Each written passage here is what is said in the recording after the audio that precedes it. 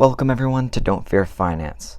Today we'll be talking about the middle class and what they've done right with their investments, spending, and income.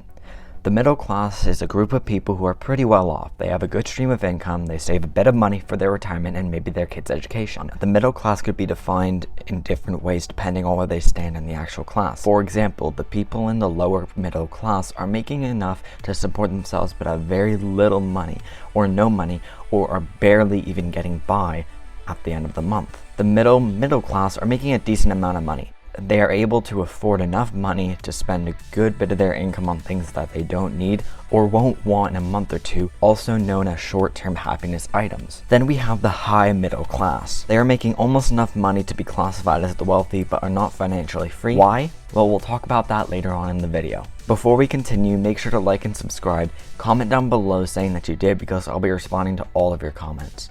The first thing that I think is quite valuable to talk about is how the middle class spends. There are different levels of spending habits. There is the first and most important level of spending, which is on their needs. Everyone in the middle class is making enough to pay for the bare minimum plus a thing or two.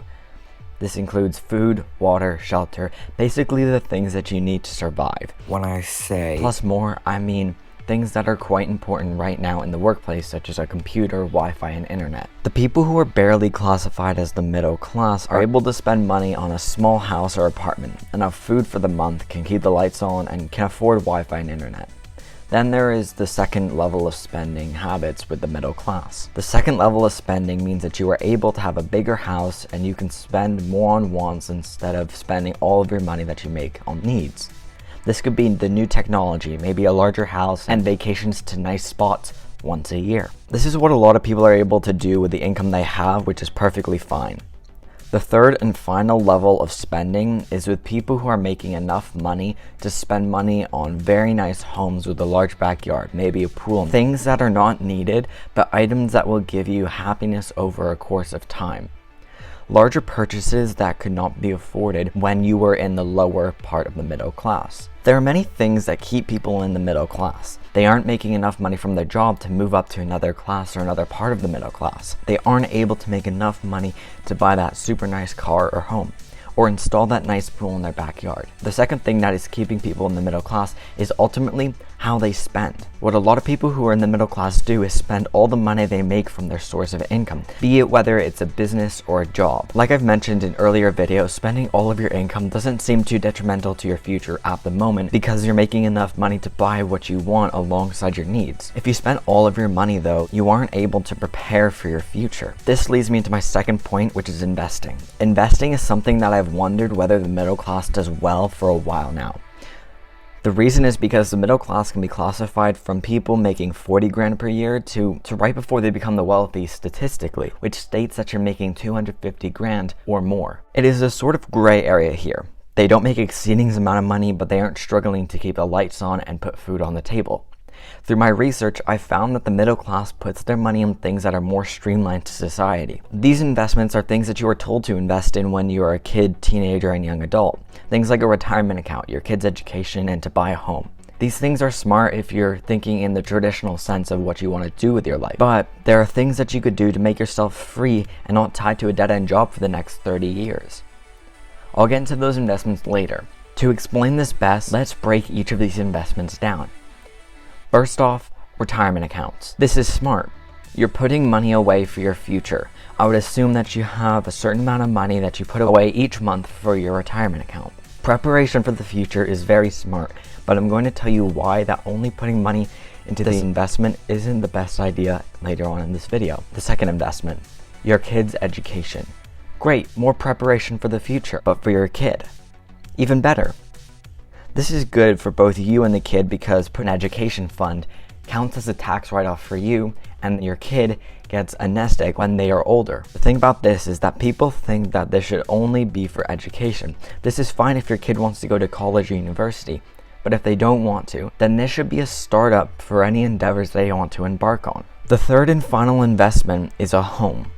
I have no negative feedback for this investment. The house will grow in value over a course of time, increasing your net worth and your value. There is one thing that I want to point out that the middle class does very little to does nothing of, which is invest in the stock market or bonds in some sort of way. First off, the stock market. There are two ways that you can invest. You can either buy stocks or invest in an index fund.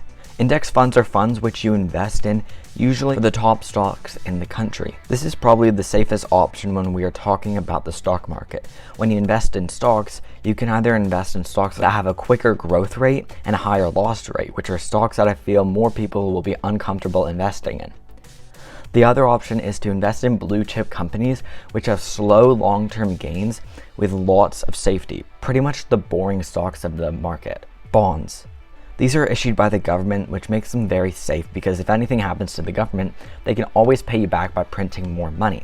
These don't have high returns like the index fund and blue chip companies, but are guarded profits and paybacks by the government. This is much safer than the index fund or blue chip companies because you know for certain you're getting your money back. If you want a slow, guaranteed money back, then you should invest in bonds because they are for sure profits. Investments that have quicker and better returns are just another stream of income, which leads me perfectly into another transition: streams of income. The big thing that the middle class doesn't have that the wealthy do have are many streams of income. Many streams of income are going to be vital with the changing economy in uncertain times. Sadly, a lot of the middle class has one stream of income which could leave you jobless if you lose your job or your business fails. Multiple streams of income could be anything to buying cheap things on one site and reselling it for massive profits on another. There are also things like real estate investing where you have to do a lot of work up front, but once you complete the hard part, it becomes pretty passive income. The last stream of income that you could have is a high income skill where you provide a service to a company that it will need no matter what happens to the economy, stock market, or the government. Most people work an average of 40 hours a week, which breaks down to 8 hours a day. You have another 16 hours in a day. If you put 4 hours a day into a side hustle, then you can make sure you won't have to worry about losing your job if it ever comes to that. Working 12 hours a day isn't really that big of a change.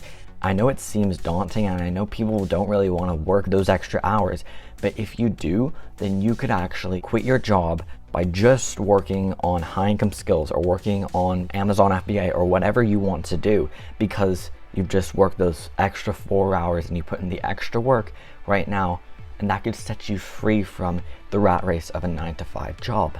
I hope this video was helpful. The middle class makes up the majority of the population in most developed countries, so I'm hoping that this video is helpful to a lot of people to improve their lives in one way or another.